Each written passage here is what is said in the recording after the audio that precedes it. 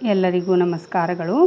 ತಿರುಪತಿಯ ತಿರುಚಾನೂರು ಅಲಮೇಲು ಮಂಗಾಪುರದಲ್ಲಿ ಪದ್ಮಾವತಿ ಅಮ್ಮನವರು ನೆಲೆಸಿರುವುದಕ್ಕೆ ಪೌರಾಣಿಕ ಕಥೆಯನ್ನು ನೋಡೋಣ. ತಿರುಚಾನೂರು ಶ್ರೀ ಶುಕ ಮಹರ್ಷಿಗಳ ಆಶ್ರಮ ಕ್ಷೇತ್ರವಾಗಿತ್ತು. ಅದಕ್ಕಾಗಿಯೇ ಈ ಸ್ಥಳವನ್ನು ಶ್ರೀ ಶುಕುಣಿ ಊರು ಎಂದು ಕರೆಯಲಾಗುತ್ತಿತ್ತು. ಅದೇ ಸಮಯದಲ್ಲಿ ಇನ್ನೂ ಕೆಲವರು ಇದನ್ನು ಶ್ರೀ ಶುಕನೂರು, ತಿರುಚುಕನೂರು ಮತ್ತು ತಿರುಚಾನೂರು ಎಂದು ಕರೆಯುತ್ತಿದ್ದರು. ಅದೇನೇ ಇರಲಿ, ಶ್ರೀ ಶುಕ ಮಹರ್ಷಿಯಂತಹ ಮುನಿಗಳು ಈ ದಿವ್ಯ ಭೂಮಿಯಲ್ಲಿ ತಪಸ್ಸು ಮಾಡಿದ್ದರೆಂದೂ ಅದರ ಪಕ್ಕದಲ್ಲಿಯೇ ಶುಕ ಮಹರ್ಷಿಯ ಅಜ್ಜನಾದ ಪರಾಶರನ ತಪೋಭೂಮಿಯಾದ ಯೋಗಿ ಮಾಮಲ್ಲವರಂ ಕೂಡ ಇದೆ ಎಂದು ಹೇಳಲಾಗುತ್ತದೆ. ಅಲಮೇಲು ಮಂಗಮ್ಮಳಾಗಿ ಆವಿರ್ಭವಿಸಿದ ಮಹಾಲಕ್ಷ್ಮಿ. ಪುರಾಣಗಳ ಪ್ರಕಾರ ಪದ್ಮ ಸರೋವರದ ತೀರದಲ್ಲಿ ಸಾಕ್ಷಾತ್ ವೈಕುಂಠನಾಥನಾದ ಶ್ರೀ ವೆಂಕಟೇಶ್ವರನು ಶ್ರೀ ಮಹಾಲಕ್ಷ್ಮಿಯ ಕೃಪೆಗಾಗಿ ತೀವ್ರ ತಪಸ್ಸು ಮಾಡಿದನು. ಅದರ ಫಲವಾಗಿ ಶ್ರೀ ಮಹಾಲಕ್ಷ್ಮಿಯು ಪದ್ಮ ಸರೋವರದಲ್ಲಿ ಅಲಮೇಲು ಮಂಗಮ್ಮಳಾಗಿ ಆವಿರ್ಭವಿಸಿದಳು ಎನ್ನಲಾಗಿದೆ. ಭೃಗು ಮಹರ್ಷಿಗಳು ವೈಕುಂಠದಿಂದ ನೇರವಾಗಿ ಭೂಮಿಗೆ ಇಳಿದು ಬಂದು ಮಹಾರಾಷ್ಟ್ರದ ಶ್ರೀ ಕ್ಷೇತ್ರ ಕೊಲ್ಲಾಪುರದಲ್ಲಿ ನೆಲೆಸಿರುವ ಶ್ರೀ ಮಹಾಲಕ್ಷ್ಮೀ ದೇವಿ ಹಾಗೂ ಶ್ರೀ ವೆಂಕಟೇಶ್ವರ ಸ್ವಾಮಿಯನ್ನು ಪ್ರಾರ್ಥಿಸಿದರು.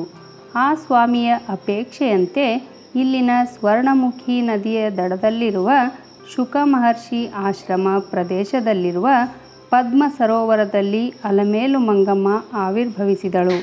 ಅಲಮೇಲು ಮಂಗಮ್ಮ ಎಂದರೆ ಕಮಲದ ಮೇಲೆ ಬೆಳಗುವ ದಿವ್ಯ ವನಿತೆ, ಶ್ರೀಕಾಂತೆ ಎಂದು ಅರ್ಥ. ಆದ್ದರಿಂದಲೇ ಆ ತಾಯಿಗೆ ಪದ್ಮಾವತಿ ಎಂಬ ಇನ್ನೊಂದು ಹೆಸರು ಇದೆ. ಅಲಮೇಲು ಮಂಗಮ್ಮ ದೇವಿಯಾಗಿ ಅವತರಿಸಿದ ಮಹಾಲಕ್ಷ್ಮಿಯನ್ನು ಲಕ್ಷ್ಮಿಯಾಗಿ ತನ್ನ ವೃಕ್ಷಸ್ಥಲದಲ್ಲಿ ಉಳಿಸಿಕೊಂಡು ಶ್ರೀ ವೆಂಕಟೇಶ್ವರನು ಮತ್ತೆ ವೆಂಕಟಾಚಲ ಕ್ಷೇತ್ರಕ್ಕೆ ಹೋದನು. ಅಲಮೇಲು ಮಂಗಮ್ಮ ದೇವಿಯ ಆರಾಧನೆಯಿಂದಾಗಿ ತಿರುಚಾನೂರು ಶ್ರೀ ಕ್ಷೇತ್ರಕ್ಕೆ ಅಲಮೇಲು ಮಂಗಪಟ್ಟಣ ಎಂಬ ಹೆಸರು ಬಂದಿತು. ಅದೇ ಸಮಯದಲ್ಲಿ ನಾರಾಯಣವರಂನ ಚಕ್ರವರ್ತಿಯಾದ ಆಕಾಶರಾಜನ ಮಗಳು ಪದ್ಮಾವತಿಯನ್ನು ವೆಂಕಟೇಶ್ವರನು ವಿವಾಹವಾದನು.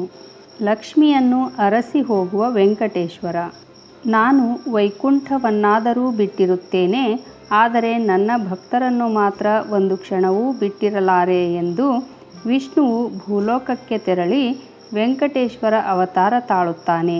ಆದರೆ ಲಕ್ಷ್ಮಿಯನ್ನು ಬಿಟ್ಟಿರಲು ಆಗದೆ ಮತ್ತೆ ಶ್ರೀ ವೆಂಕಟೇಶ್ವರನು ಲಕ್ಷ್ಮಿಯನ್ನು ಅರಸಿ ಹೋಗುತ್ತಾನೆ. ಭೂಮಹಾಲಕ್ಷ್ಮಿ ಅಂದರೆ ಭೂದೇವಿಗಾಗಿ ಅವನು ವರಾಹ ಅವತಾರವನ್ನು ತಾಳುತ್ತಾನೆ. ಆಕಾಶರಾಜನ ಮಗಳು ಪದ್ಮಾವತಿಯಾಗಿ ಅವತರಿಸಿದ ವೇದ ಲಕ್ಷ್ಮಿಗಾಗಿ ಪರಂಧಾಮನು ಪರಿತಪಿಸುತ್ತಾನೆ. ನಂತರ ಆಕೆಯನ್ನು ಪ್ರೀತಿಸಿ ಮದುವೆಯಾಗುತ್ತಾನೆ. ವೆಂಕಟಾಚಲಪತಿಯು ಮಹಾಲಕ್ಷ್ಮಿಯ ಕೃಪೆಗಾಗಿ ಹಂಬಲಿಸಿ ಕೊಲ್ಲಾಪುರದಲ್ಲಿ 10 ವರ್ಷಗಳ ಕಾಲ ತಪಸ್ಸು ಮಾಡಿದನು.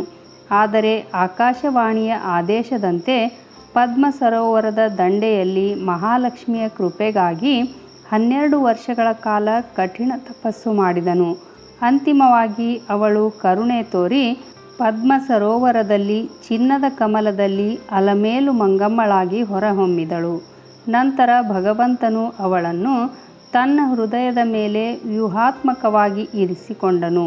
ಅಂದಿನಿಂದ ವೆಂಕಟೇಶ್ವರನನ್ನು ಶ್ರೀನಿವಾಸ ಎಂಬ ಸಾರ್ಥಕ ನಾಮದಿಂದ ಕರೆಯಲಾಗುತ್ತಿದೆ.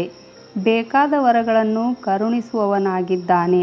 ಶ್ರೀಮನ್ನಾರಾಯಣನು ಜಗನ್ಮಾತೆ ಅಲಮೇಲು ಮಂಗಮ್ಮನ ಕೃಪೆಗಾಗಿ ಅನೇಕ ರೀತಿಯಲ್ಲಿ ಪ್ರಾರ್ಥಿಸಿದನು. ಭಕ್ತರು ತಿರುಪತಿಯ ವೆಂಕಟೇಶ್ವರ ಸ್ವಾಮಿಯ ದರ್ಶನವನ್ನು ಮಾಡಿದ ನಂತರ ಅಲಮೇಲು ಮಂಗಮ್ಮನ ದರ್ಶನವನ್ನೂ ಮಾಡಿ ತಮ್ಮ ಕಷ್ಟಗಳನ್ನೆಲ್ಲ ಪರಿಹರಿಸಿಕೊಳ್ಳುತ್ತಾರೆ. ಉಪಯುಕ್ತ ಮಾಹಿತಿಗಳಿಗಾಗಿ ನನ್ನ ರತ್ನವಾಣಿ ಚಾನಲನ್ನು ಸಬ್ಸ್ಕ್ರೈಬ್ ಮಾಡಿಕೊಳ್ಳ್ರಿ. ಹಾಗೆ ಒಂದು ಲೈಕ್ ಕೊಡೋದ್ರ ಜೊತೆಗೆ ಹೆಚ್ಚು ಜನರಿಗೆ ಈ ವಿಡಿಯೋವನ್ನು ಶೇರ್ ಮಾಡಿರಿ. ಧನ್ಯವಾದಗಳು.